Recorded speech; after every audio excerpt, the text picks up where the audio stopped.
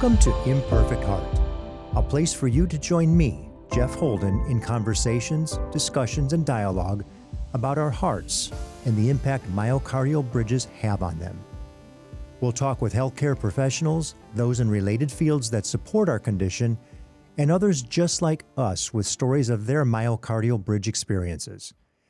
It's my intention for this content to inform, educate, entertain, and even motivate or inspire you in your personal journey on dealing with a myocardial bridge. Most importantly is to have you leave each episode with hope, knowing you're not alone and that what you're experiencing is real. Dr. Peggy DeLong is a psychologist known as the gratitude psychologist. She teaches people how to harness the power of gratitude and joy to live their best lives, especially during difficult or fearful times. She does this through psychotherapy, online courses, speaking engagements, books, and bracelets. Peggy is the author of 3 books: I Can See Clearly Now, a memoir about love, grief, and gratitude; The Gratitude Journal, a 365-day gratitude journey; and Feeling Good, 35 Proven Ways to Happiness, even during tough times. She's also the owner of Love in a Bracelet, where she designs bracelets for coping with grief and loss, mental health, and inspiration. She hosts women's hiking events for spiritual growth and personal development, and when she's not focused on her businesses, you'll find Peggy in the mountains downhill or telemark skiing, kayaking, hiking, or even mountain biking. Peggy, I am so happy to have you on the program. Welcome, Dr. Peggy DeLong, to Imperfect Heart. We are so pleased to have you on this episode. Thank you so much for having me, Jeff. So, Peggy, in our pre-call, you mentioned a couple of things that really blew me away. It was starting with a conversation about your father. And for our listeners, we don't have any pre-association. We haven't talked in the past. I actually heard you on another podcast, and I said, boy, I think you would be wonderful for our audience. Um, would you tell us what it was that you shared with me for your father's story? And then we'll subsequently discuss something that just dovetailed into your own personal story. Sure. When I was 26 years old, I was going through a really difficult time. And I remember a specific conversation that I was having with my father. We were both grieving the loss of my fiance, who had just passed from cancer. And my father kind of turned the tone of the conversation and he said, if I have it my way, I'm going to die on a chairlift. And I said, Dad, why a chairlift? You love to ski. Maybe you're skiing and you hit a tree, but why a chairlift? And he said, well, that's where I feel closest to God, breathing in the cool mountain air. I am most at peace on a chairlift. Well, 2 weeks later, my father went to Vermont for an early season ski trip by himself, and he had a sudden heart attack and passed away on a chairlift. So he was way too young. He had only just turned 58, but this was exactly the way that he wanted to go when his time came. It was way too soon. And he had let us know that he was supposed to have had uh, angioplasty. He had some heart trouble and he was scared to have it done. So he didn't have it done. And unfortunately, while skiing and while on that peaceful chairlift, he had a sudden heart attack by himself and passed away. Boy, I'm so sorry to hear that. And what a surprise when you had just had the conversation thinking, oh, this is so far in the future. Exactly. I never imagined in that moment that he would not be with me 2 weeks later. And I was already deep in grief over the loss of my fiance. So it was really difficult for my family, but at the same time, we were comforted to know that this was the way that he wanted to go when his time came. But way too young. He still had there was so much living for him to do. Oh, surely at 59 years old. Oh my gosh. You know, I know there's a story that follows with your own personal situation, but before we get there, how do you think that shaped you in terms of what you do today? It had a tremendous impact on me, on living life fully because we never know what's going to happen, and doing my best to not live in fear. and to live a healthy lifestyle as much as possible and really self-care, taking care of myself. In terms of your situation now, it wasn't just your father's, but it brought an astute awareness to either heart conditions or chest pain or something to that effect. You then experienced something subsequently, I won't say as a result, but that got your attention. Would you walk Yes, us through that? sure. I was alone at my vacation home. I was working on my book, and I get a lot of work done when I'm by myself.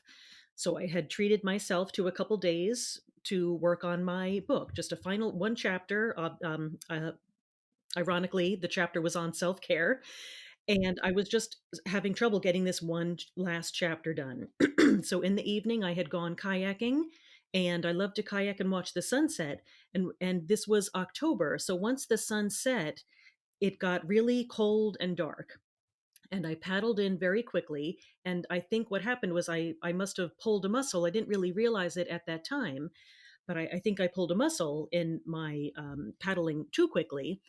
And I did a little bit of writing and I went to bed at midnight. And at 3 o'clock in the morning, I was awakened by excruciating pain in my chest area. And due to my family history, I immediately thought, oh my goodness, I must be having a heart attack. This is what happened to my father. And I called 911 because I was convinced I was having a heart attack. I stepped outside and I thought some fresh air would help. And while I was on the phone with 911, out of pure fear, I passed out and unfortunately hit my head on a sharp part of my staircase. And then once I awakened, I picked up my phone and saw that nobody was there. So I called 911 back and they said, "Why did you hang up on us?" I said, "I didn't hang up on you. I think I'm having a heart attack." So they sent somebody very quickly, and before the ambulance came, actually, this was a gated community, and a security person came first. It was looked like a young man in his early 20s, and he said, "Ma'am, looks like you called the ambulance because of your head." And I said, "I didn't even know that I was bleeding from the head at that point." I said, "No, my heart." And I was taken by ambulance to the hospital, had every test that you can imagine, and there was nothing wrong with my heart. I passed out from pure fear. And once I got home and realized that everything was fine, I had nothing to worry about, I still was awakened at 3 o'clock in the morning with tremendous worry thoughts. All of the things that could have gone wrong ran through my head at 3 o'clock in the morning. And I have been talking about gratitude for over a decade. I discovered the power of gratitude in 1994, and professionally have been talking about it and doing keynote presentations and really teaching people methods to practice gratitude for over a decade. But I had kind of lost touch with the impact in my personal life. And it took this experience for it to reaffirm for me the power of gratitude, because at 3 o'clock in the morning, when all of those horrible worry what if thoughts were keeping me awake, the only thing that helped me to get back to sleep was gratitude and thinking about all of the things that went well. Sometimes just thinking about one thing that I was grateful for in full detail, that helped to quiet my brain and relax my nervous system to help me get back to sleep and counteract all of those worries and fears. You know, you really were a victim of the same fear we're addressing today. And the process to maybe alleviate some of that. And so many of the people with this condition carry a variety of different ways that they express their fear. Once they get diagnosed, they're afraid they can die, or I should say we, because I experienced it as well. We're afraid of recurring symptoms. We're afraid of the potential surgery. We're afraid of the pain, the sternotomy, the what ifs, the uncertainties. And for many of the people that I've spoken with, that pain is paralyzing. I'm sorry, that fear, the pain is paralyzing as well because that's literal. It's the fear of the uncertainty and the unknown that actually becomes paralyzing. And we were just talking with one of the doctors earlier today who is a thoracic surgeon. And, sometimes people will even over research into paralysis, that analysis paralysis of I know too much now and don't know what I want to do. So that fear just manifests itself in so many different ways. You know, in your experience, how do we get from, really what should be a positive moving us forward, in the right direction to a solution to our symptoms, but in fact, it actually freezes us and stops us from moving forward. And it's human nature, but how do we move ourselves past that fear? Well, just like you said, it is human nature. So I think that it's important to recognize that that first worry thought or first thought related to fear is normal, human, and and in some ways healthy. It's what follows that's not helpful and not healthy. So to recognize that first thought and to use any method that works for you to help shut it down, distraction, thought replacement, engaging in a different activity, anything to shut it down, because it's those secondary worry thoughts, those future oriented worry thoughts of fear that are not happening, that are so unnecessary and contribute to paralysis and misery. Let me ask you, you said something that we actually didn't talk about, but it just triggered a thought. Distraction, activity, whatever it is that helps you move away from the constant thought of fear. But how do you be certain that what you're not doing is just moving yourself into a state of denial versus fear? Sometimes it's helpful to get some information to reassure yourself. Action often helps to alleviate fear and anxiety. So, if there's one thing that you can do to reassure yourself, whether that is checking notes from a doctor's appointment or consulting with a doctor, one simple action that you can take to help to alleviate that fear can be one method to deal with that. That's confirming you're not in denial. Exactly. Yes. Good, because I know that's the easy one to do. It's like, "This is not happening to me. This can't be a heart attack. That's not possible," for Yes. whatever myriad of reasons. Yes. In your experience and knowing that you're the gratitude psychologist, as we move forward, what have you seen? Maybe what techniques, what steps can people use to help mitigate that fear? Sure. One that is very simple and helpful is just to think about one thing that you're grateful for. We hear a lot about making lists, and while lists are wonderful, lists help us to scan the environment for different things to be grateful for. But we might not be connecting with the feeling when we're doing a more cognitive exercise like a list. So I suggest thinking about one thing and really connecting to the feeling that comes with that and really getting into the details. So if you're feeling grateful for your best friend, well, why? Is it because you've been friends for a decade? Does she keep your secrets? Does she give great hugs? Like really connect to the details about why you're grateful for that person or experience. In a lot of the reading that I've done and certainly have heard from other doctors, there literally is a visceral experience with gratitude. We have a chemical change in our bodies, correct? Yes. Can you speak a little bit to that? Because I would imagine that helps a lot of different things, whether it be the healing process, the recovery process, the entry process into strength and comfort, knowing things going forward. Could you Yes. dress And that a little bit for us? I love the science behind gratitude because it is such a fluffy, ambiguous thing that people can often discount its power. So I love the researchers who do these rigorous scientific studies. And one is to look at what happens in the brain when we think about what we're grateful for. And simply by doing that, we get a dose of serotonin and dopamine in our brain. And dopamine is a neurotransmitter that's responsible for elevating mood. So that's why we tend to feel better. Sometimes it's just a little bit of a shift. Other times it might make a huge difference. but that is dopamine doing its job of elevating mood. The other neurotransmitter is serotonin, and serotonin is makes us feel like we have enough. It's a similar experience after having a great meal or a wonderful conversation with a good friend, and it helps to relax the nervous system. So when we're in fear or anxiety, our nervous system is getting aroused, and we're getting the stress hormone cortisol is being activated. And when we think about what we're grateful for, it does the opposite. It releases serotonin and it relaxes our nervous system. So it's one way to help quiet the mind while simultaneously relaxing the body. I like that dopamine. And we all know the experience when we've had it, and certainly serotonin in terms of the peacefulness and the rest and all that as an occurrence. It's amazing to think that there's an actual chemical reaction that comes as a result of expressing gratitude. Yes, it's so simple and really powerful.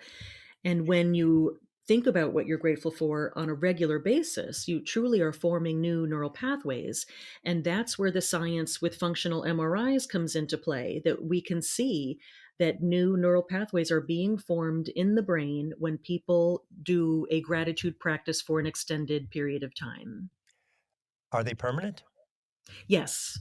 And that new neural pathway is formed, and the great thing is it feels good along the way, so people are more likely to continue doing it, but that new neural pathway stays, and people are seeing the world in the lens of positivity feels much better than through negativity.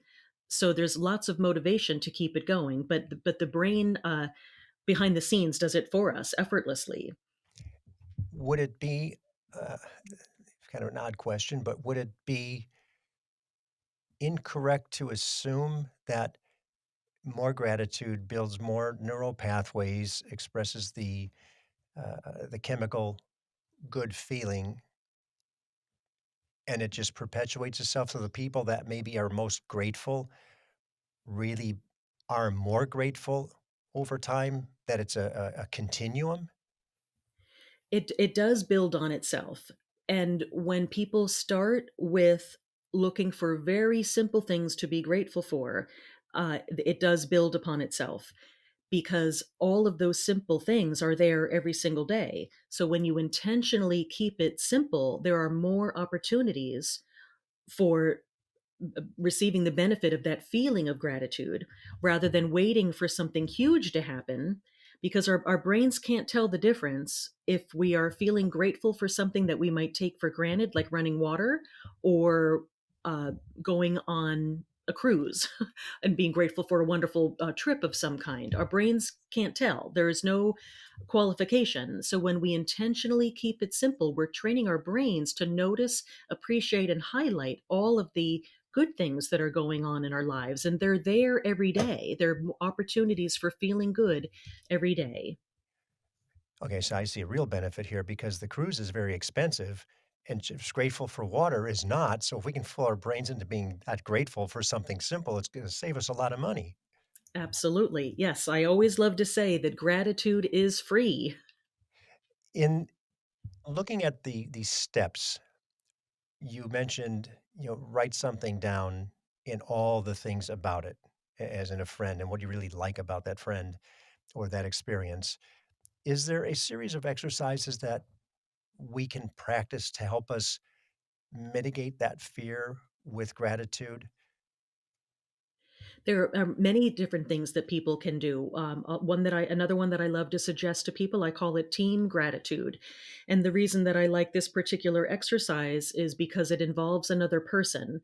So the number one predictor of happiness in our lives is our human connections.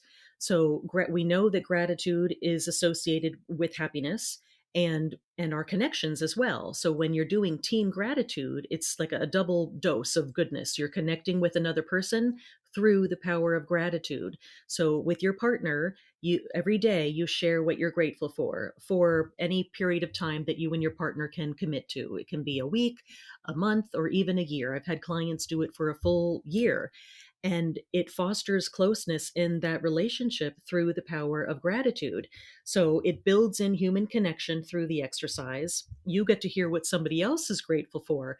And by doing that, it often expands your awareness for things that you might have on in your own life that you may have overlooked. But by hearing somebody else say it out loud, it helps you recognize that you have that in your own life. So it brings awareness to other things in your own life to be grateful for that you may have overlooked. Do we know, or is there any research that supports the mutual gratitude? Let's say it's that second person or even a group dynamic. Is it any different when it's in a group or it's shared with somebody than if it is just specifically with yourself? Well, there is research behind sharing gratitude with others for in terms of mental health and happiness. There was one study that looked at 300 college students who sought counseling at a college counseling center, and they wrote gratitude letters. Within this 300 students, they were assigned to three different groups. One group received counseling only, another group received counseling and they were instructed to write about their day, and the other group received counseling and they were instructed to write three gratitude letters once a week for 3 weeks. And then they measured their self reported happiness at the 4 week mark. And as you would imagine, the group that wrote the gratitude letters reported a significant change in self reported mood simply by writing three gratitude letters. And the really amazing part about this study was they measured them again at the 12-week mark, even after they hadn't written another gratitude letter, and they maintained that self reported level of happiness even after they hadn't written another letter. So there's a lot to be said about sharing gratitude, not keeping it to yourself. There's so many different definitions of gratitude, but my favorite is that it puts you in such a state of appreciation that it makes you want to return kindness. So if I'm gonna put myself in that fearful situation for a second, and I've maybe just been diagnosed that I've got this myocardial bridge condition. I know what the symptoms are because that's why I'm researching, trying to find somebody to diagnose what it is that I've got. I don't know what the result of those symptoms could be, but now I actually know the cause, and I know that there is process to rectify the situation. Most often, it does minimize the symptoms, so I'm gonna move forward on that, but some of those things could be quite frightening.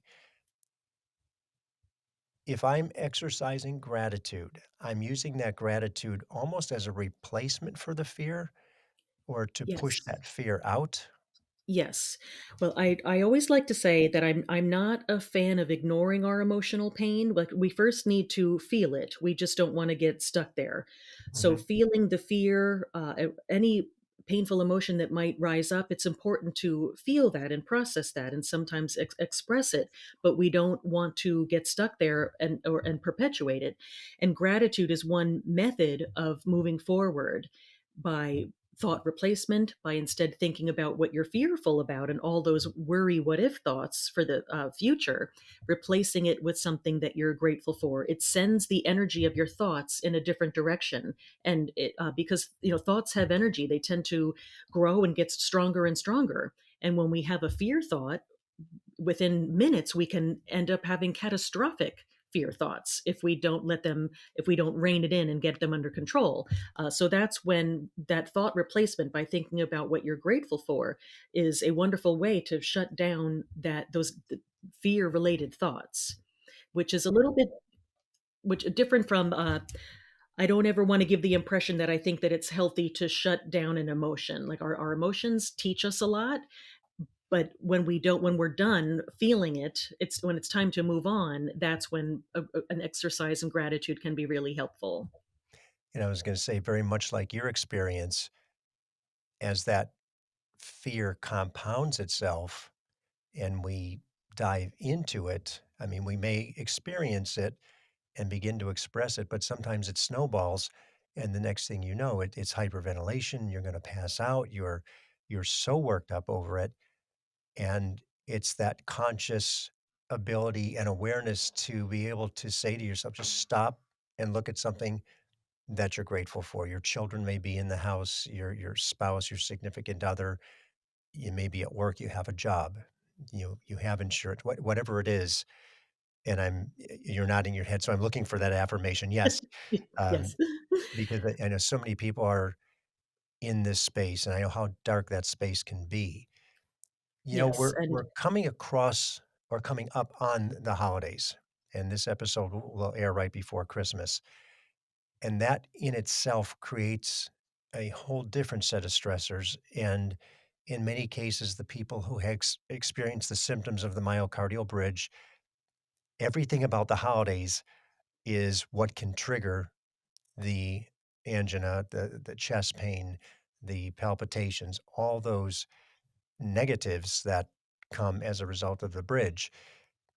Is there anything in your experience, because we're gonna get this overdose of opportunity for fear, that would maybe help dealing with the holidays and those really high stress, high anxiety, high involvement, and maybe as I'm speaking, I'm hearing maybe high gratitude yes. opportunities? Right. There are lots of opportunities for high gratitude, but we need to plan for it and prioritize. So I love to talk about the framework that I call the 4 Ps and related to mental health. And that is prioritize, plan, practice, prosper. So prioritizing mental health, plan health promoting activities, practicing them often, and then prospering even during difficult times. So in the context of the holidays and knowing that that can create stress and anxiety, planning every day for a time for relaxation that can very much include a gratitude practice, whether that's listening to a guided meditation that's related to gratitude, it can be writing a handwritten gratitude letter to somebody. Um, Many different ways that you can practice gratitude. And whatever feels good for you is the most important because then you're more likely to continue to do it. But when you plan for it and practice it often, that is when you can truly prosper, even during difficult times. And would part of that planning be knowing that we've got the holidays coming up, we can begin to anticipate, okay, when I get to Aunt Jane's house, I know the first thing I'm going to do is look for opportunities for gratitude so I don't get taken over by the fear or the anxiety or even having to explain my situation, which I probably don't want to do to everybody. Yes, and I look at it at two ways. One is in the absence of a situation like that. So actually when you're feeling most calm is when it can be a great time to do a gratitude exercise or any exercise in relaxation when you're already feeling calm. And when you practice that on a regular basis, then when you face a situation like going to a relative's house that might be anxiety provoking, then it's even more powerful to employ that exercise at that time because you've already practiced it when you're calm. So I think both are important to practice on a regular basis during times of calm and then to utilize it as a method when you anticipate that some anxiety is coming your way. Let me ask you about a situation that maybe could occur for some of our listeners. The holidays are here. They maybe have shared with people that they've got this condition, but there's an expectation that that person is going to be at that function, and that's not somebody I really want to hear from, deal with, confront, have to explain my situation to. Is there any way to, to properly avoid certain situations as well without getting yourself back into the fear mode and still being able to deal with the gratitude side of things? And I think that is about setting boundaries and having some preparation ahead of time. You know, when we're put on the spot, it's difficult to come up with the words. We fumble and we're concerned about hurting people's feelings. And the more that you can practice for difficult situations like that, the more comfortable it feels. And I like the method of like it, looking at it like positive, negative, positive. So you make a positive statement and then say your statement about a boundary, that you're setting a boundary such as, "I don't feel comfortable talking about that right now," or whatever it might be, but somehow we label it as negative and then follow it up with something positive. "But I'd be happy to talk with you about this." So positive, negative, positive. Starting with positive, making your boundary statement, and then ending it with something positive. Mhm. So in other words, yeah, "Gee, Bill, I'm doing fine. I appreciate your concern. Really don't wanna talk about it right now, but, I'm looking forward to, the next time we might hook up and I can explain it," or something to that effect, Yes, yes, and then turn absolutely. and walk away quickly. With some, it might be necessary, yes. Right. On your website, you have mental health matters, and I really couldn't agree more, and sharing the value of this with the way it associates fear and gratitude, is really appreciated. And when we look at the mental health situation that so many people are in today and the challenges that they've gotten, the lack of support, and in some cases, the over-medication of it. Many of the people with this particular condition are simply told it's stress and Valium will take care of it, or you need to exercise a different way, a different process. It's nothing wrong with you physically, when in fact, the people do. And that does play on your mind because at some point in most of our stories, we've gone to, "Is it me?" Is it just in my head? Am I wrong about all this? And the doctors are right because they're telling me nothing's visibly incorrect that they can identify as something that's causing these symptoms. How might we look at that when we're not only self-doubt, but even overly critical of ourselves in those situations? And again, that'll push us not only from fear, but even possibly into depression. How do we bridge that? Well, I think it's important to allow yourself to feel what comes up naturally. We're in a society where people want to avoid emotional pain at all cost, and that is not helpful. What's helpful is feeling it first and then having tools and methods that you know work for you to help you move forward. I truly look at mental health as twofold, that we need to feel our painful emotions, including fear, but we don't want to get stuck there, and that's where it's really helpful to know what works for you to help you move forward, because we cannot heal what we don't feel, and the consequence of not feeling is becoming emotionally numb. Mm, It's very similar to general anesthesia. When you need surgery and you have general anesthesia, you don't get to pick and choose what body parts go numb. Everything goes numb and you don't feel anything. Similar to with emotions, when you don't allow yourself to feel emotional pain, you are unwittingly depriving yourself of emotion, of really feeling the fullness of joy. So a lot of people are reporting a disconnect and a lack of being able to access joy. And I believe that that is part of it, because people are not allowing themselves to feel painful emotions. And it's helpful to know ahead of time what tools work for you so that you really can go into your toolbox and know what works for you in those moments when you need something to help pull you out and when you're in a funk to feel better.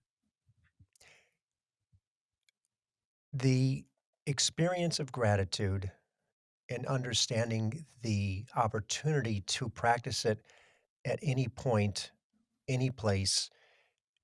Is there ever a time when maybe it's not the best process? Is there an instance where you can think of where, yeah, right now, maybe that's not?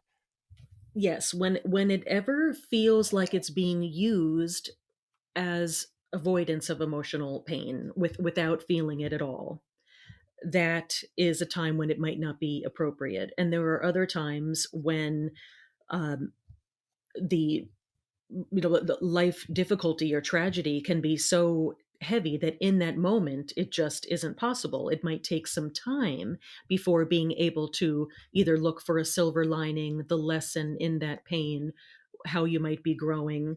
It can be too difficult sometimes right in that moment, and then just the passage of time can be helpful. But it really and sometimes can be what helps you hang on to life, to find one thing to be grateful for. That's how I discovered the power of gratitude during the worst time of my life when my fiance was being treated for cancer and the doctors said that there was nothing left that they could do for him and that he was going to die. And it was in those last 42 days of his life that I discovered the power of gratitude when I was 26 years old. I had no idea that what I was doing was practicing gratitude for something so simple. It was a cup of hazelnut coffee that every day while I sat by his side as he slowly died, that I was able to enjoy that predictable cup of hazelnut coffee as I journaled and sat by his side. And my 26-year-old self had no idea that what I was doing was practicing gratitude. But on the worst days of my life, I hung on to that one thing that was predictable when everything else was so incredibly unpredictable. So that's how I know with certainty that gratitude is extremely powerful on our worst days. To not save gratitude for the good days, gratitude is most powerful on our difficult days. And I would imagine not only the fear that he would be experiencing, but you as his fiancé, seeing your fiancé disappear in front of you, literally over the course of time, a very short period of time. Yes, and it was that daily cup that I looked forward to that brought me so much comfort. And there were so many details about that cup when I look back on it, and it was the simplest things. It was the aroma that permeated his hospital room and made it seem less sterile. It was the warmth of the styrofoam cup as I wrapped my hands around it. It was the memories associated with hazelnut coffee. I'd started drinking hazelnut coffee my senior year in high school. It was one way that I bonded with my mother before I started my difficult day of being a senior in high school. So there was so much wrapped up in that cup of hazelnut coffee. I didn't think about it then. I just knew it made me feel good. So I looked forward to that cup every day. Only in hindsight did I really, explore why that cup meant so much to me. And now it all makes sense. I'm just grateful that I found it and it got me through the darkest time of my life. Do you still have a fondness for hazelnut coffee? Absolutely. Because I could see Every where that would day. be, you know, a sad memory, or it could just be a wonderful memory of all that you went through. It's a wonderful memory. And I love that other people are reminded the power of gratitude when they drink their coffee because they've heard my story. So then they too get to benefit from the simple thing that they do every day, but they may have overlooked the power of that being able to simply quiet the mind and enjoy your coffee or tea in the morning. I think as a wrap to the entire discussion, the simplicity, the basic simplicity of a cup of coffee, of something that could bring, so much joy, alleviate fear, anxiety in process from a swing of a horribly devastating situation all the way to a recurring memory that's pleasant Yes. is what I think people need to hear because we all have our coffee or our, styrofoam cup. Don't beat me up on the fact that it's not environmentally safe or environmentally sustainable. But the just all those elements are so simple.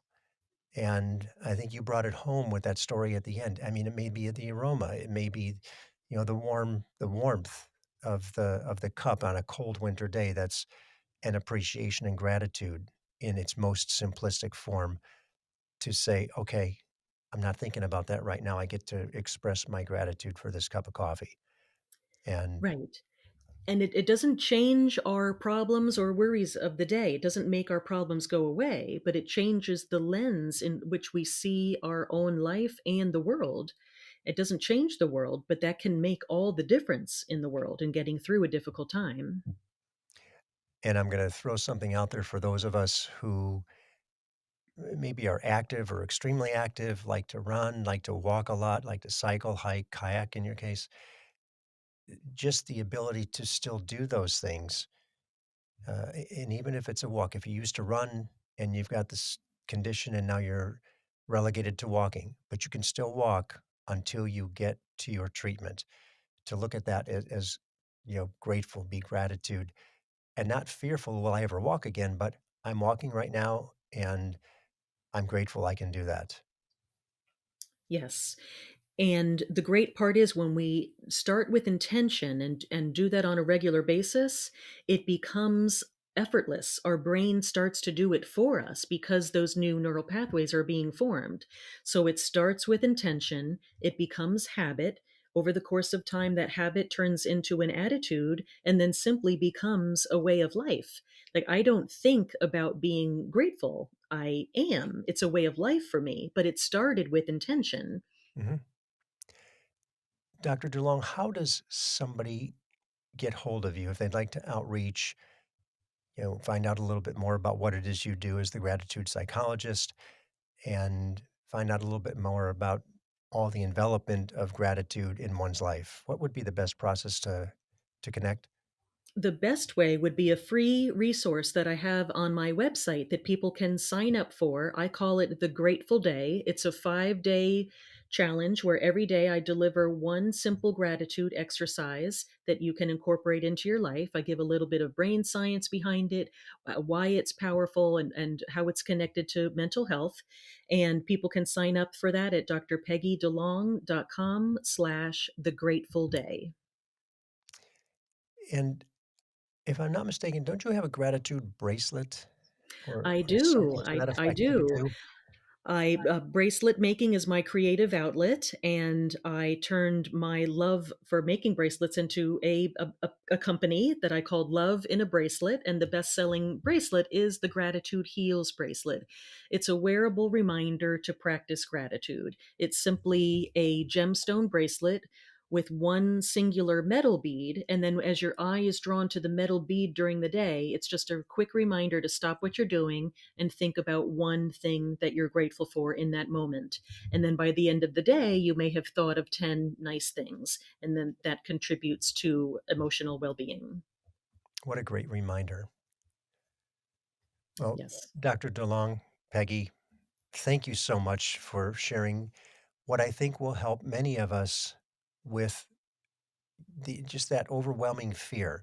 If we can help minimize it, if it's a 10, we can get it down to a 5. We've done a great job. If we can take it from a 5 to a 1, I mean, what an accomplishment so that whomever is going through this process can get through to that next day and the next day and the next day until they finally get to where they're able to be treated and have a resolve to their condition and their symptoms. So we're right before Christmas. Have a wonderful Christmas holiday. And thank you so much from the bottom of my imperfect heart. I really appreciate you coming on and talking with us today. My pleasure. Thank you for having me. Thank you for listening to Imperfect Heart. It's my hope that this information helped in some way to improve your situation or will help you better understand this condition. More importantly, that it gives you hope through stories that there is help and you most certainly are not alone. If you've been diagnosed with a myocardial bridge, please be sure to join the private Facebook group, Myocardial Bridge Support Group. For more information about our program or to reach me directly, visit the website, myimperfectheart.com. If you like what you heard today, please give a positive review, thumbs up, high five, or whatever your app likes. And be sure to share with everyone important to you so they understand what it is you're dealing with. Please subscribe as well. Welcome each day with gratitude and positivity.